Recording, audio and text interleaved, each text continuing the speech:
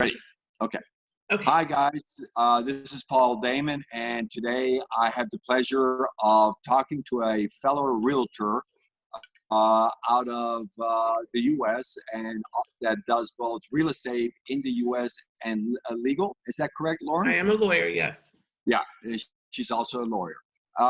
So I asked her if she could give us some pointers about inbound real estate, inbound being people that want to invest in the U.S. So I'm just going to let her take it over from here, tell her a little bit about herself, and at the same time, tell us about the opportunities of investing in the U.S. market. Go ahead, Lauren. Thank you, Paul. So first I want to say that although I am a lawyer in both Canada and the US, I am not providing legal advice here. I also have my real estate license, so I'm not providing legal advice or counsel. And I think what would make the most sense is for me to share a couple of the slides that I presented yesterday when I was doing a lunch and learn seminar about how real estate can qualify for a visa. So let me see if I can share my screen, and I'm going to go into those slides and talk with you guys a little bit about the ways that real estate can qualify. So first, let's give you a little bit of background. I'll go up to the top and talk a little bit about, can you see my screen or not? Yes. Okay, Yes, we perfect. can see your screen. And talk a little bit about what it means to work with us. So my name is Lauren Cohen. I am a Canadian and American lawyer. I am a concierge legal expansion expert. I work with companies and people from all over the world to move them all over the world. And I have my real estate license as well, so that I can make sure that everything is handled in one place. I am a one-stop shop, and I coordinate and manage all of the different components so that you don't have to worry as you're making your real estate investments or perhaps considering immigration options. So not only am I the lawyer and the realtor, but I also happen to have your back. I'm an immigrant myself from Canada, having moved to the US, and I had my own share of problems at the border when I was coming back from my honeymoon. My ex-husband, now ex-husband, was deported. So that's what threw me into immigration. Having this deportation experience was not that fun. Right. So I created this model to try to help people avoid that. So basically, a lot of people that I work with come to me and they are real estate investors from all over the world investing in the US, and they want to get immigration papers or figure out ways to make that investment an immigration opportunity. And some people would say there's no such thing. If you're investing in a single property, there is really no such thing. You can't buy a single family home and expect to qualify for an immigration visa. However, there are ways that you can qualify. And I'm going to talk a little bit about those, if that's okay, Paul. Yeah, go ahead. Okay, perfect. So a few years ago in 2017, I wrote a book called Finding Your Silver Lining in the Business Immigration Process. It's available on Amazon. It's about $10. And I would be happy to share with anybody that is on this call or listens to it after a link to some visa tables that I created, which talk about the 4 main visas, E1, E2, L1, and EB5, and how you can qualify and who qualifies. So that's available as a free download, okay? I'm also in the midst of publishing top 10 tips to moving people and services around the world painlessly, how to expand your company globally without getting burned, and that should be available hopefully in the next week or so. Okay, in this crazy world we live in of going global, it's a little odd to think about going global. We can't even move out of our homes almost right now, so it's crazy. Yeah, it makes it tough. Yes. It does make it tough. So the main category, well, let's go over to the slide about real estate. So can real estate investments qualify for business visas? Mainly that's an E2 visa that it would qualify for in the US. An E2 visa is based on a treaty with the other country, like Canada and the US, Mexico and the US. Many countries have this visa. All you have to do is come to me and ask if your country, or if your home country, or if you have another passport, if that country qualifies for an E2 visa.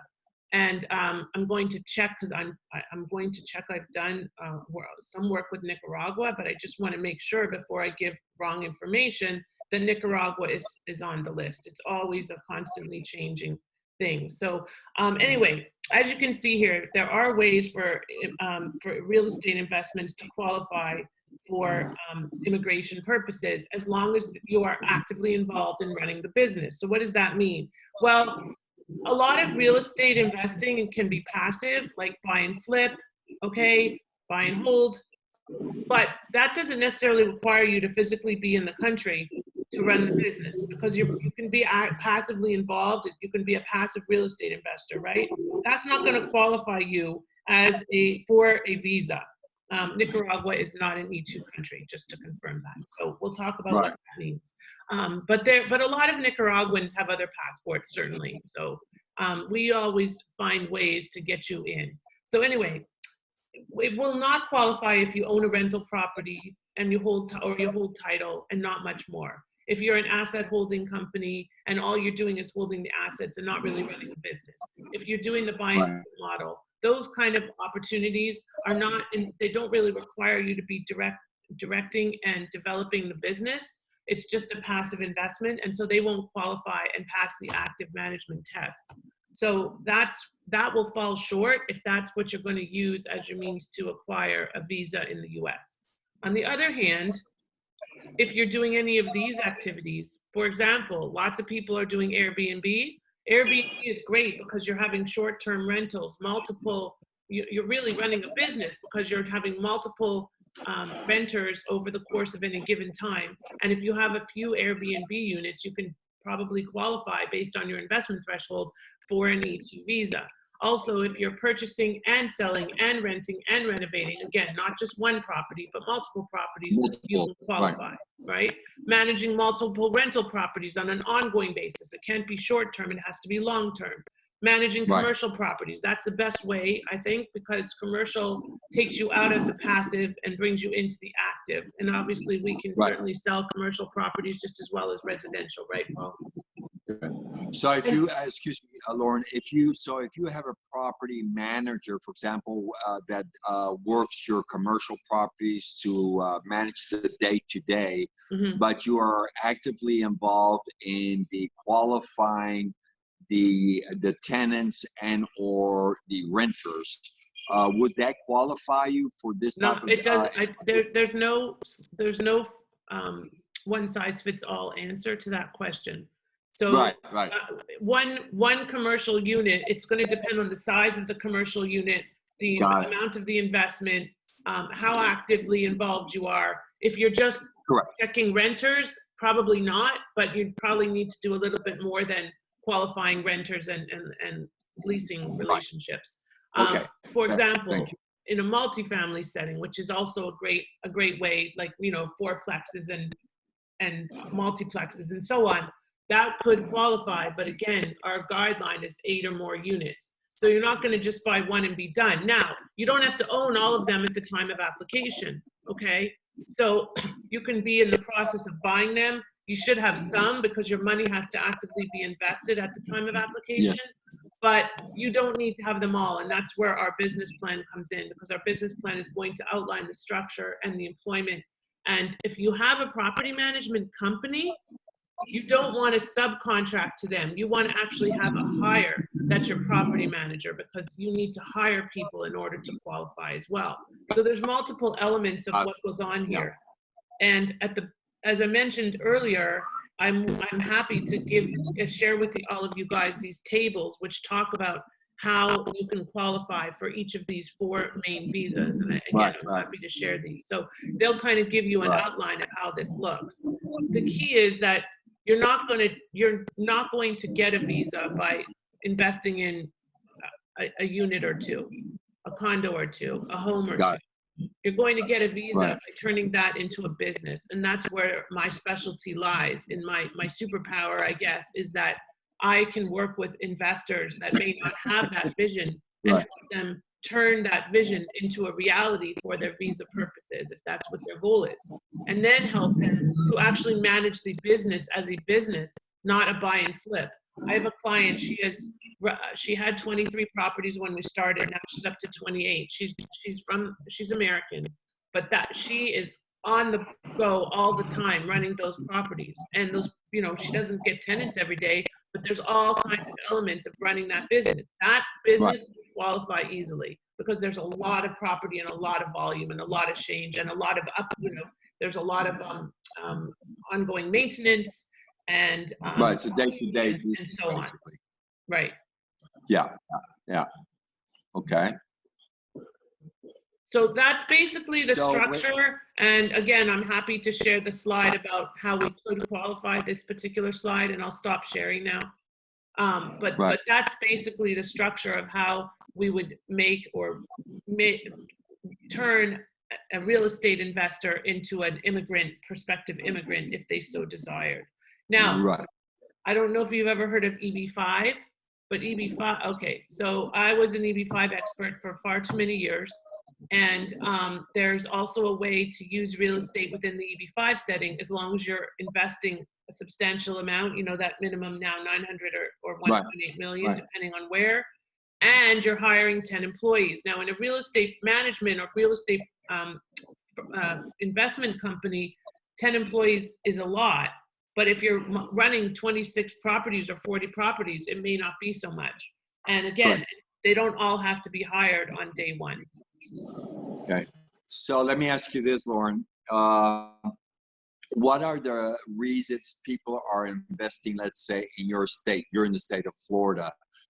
What are the main reasons people are, let's say, that are coming from, let's pick a country. Mexico is a little bit too close, but let's pick, for example, France or Germany.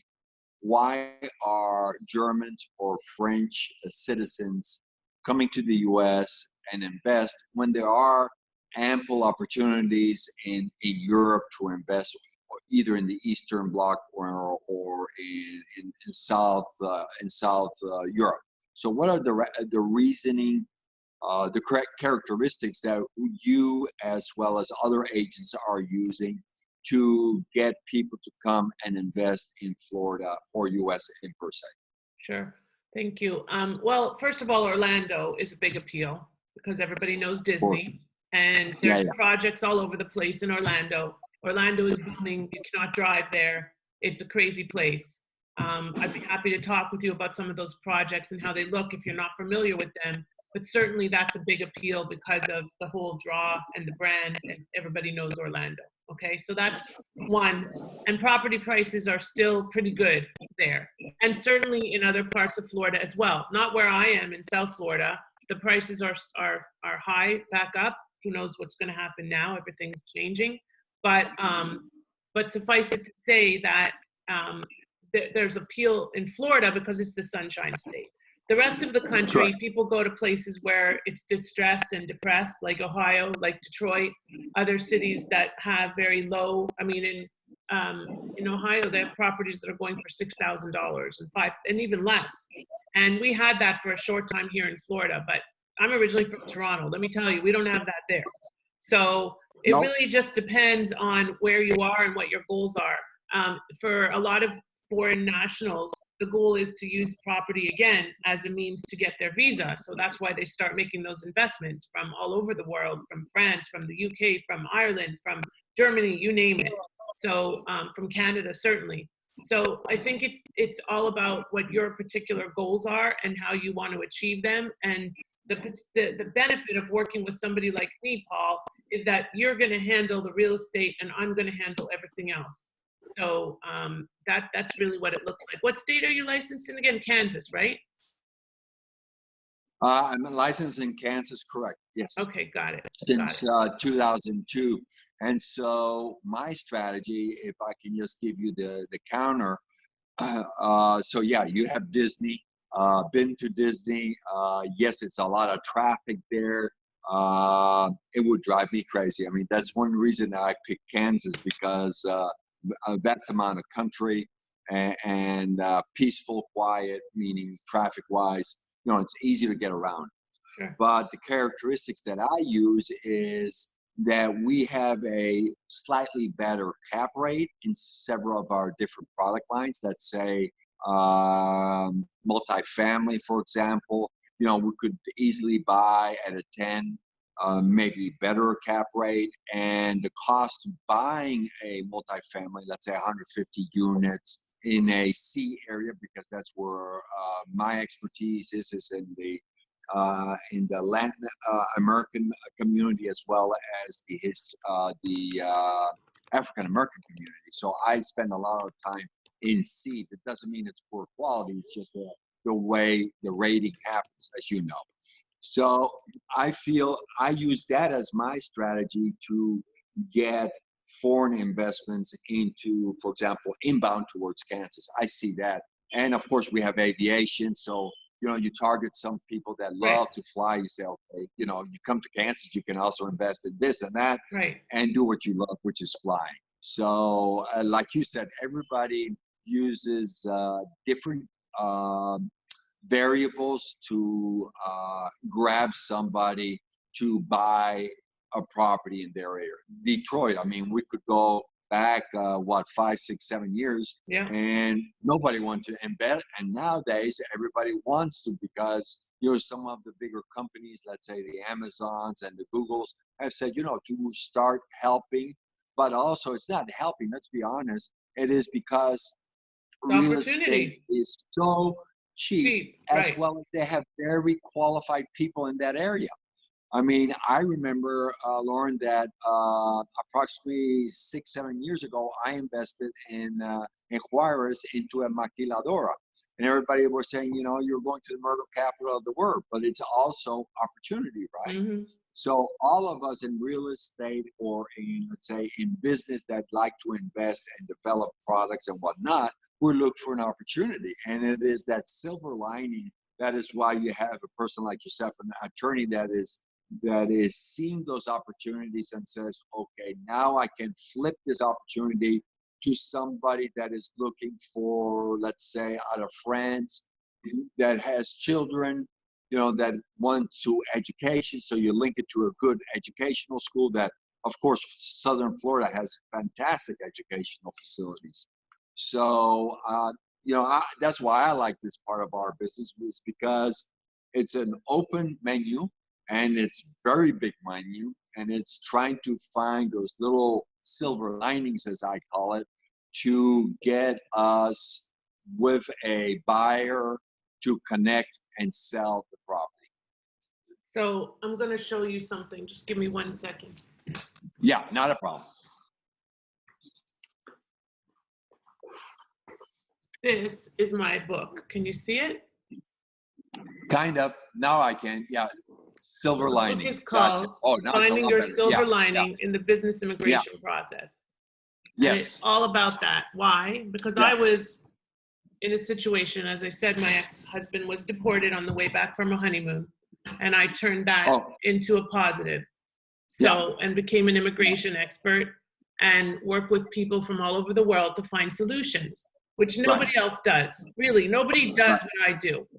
And I love doing it because I can really support other lawyers and realtors and clients in their whole process of moving. I'm going to check into something that might be a good introduction for you, Paul, because I work with the former top agent from Kansas, who's now living in Puerto Rico. So we're all over the world.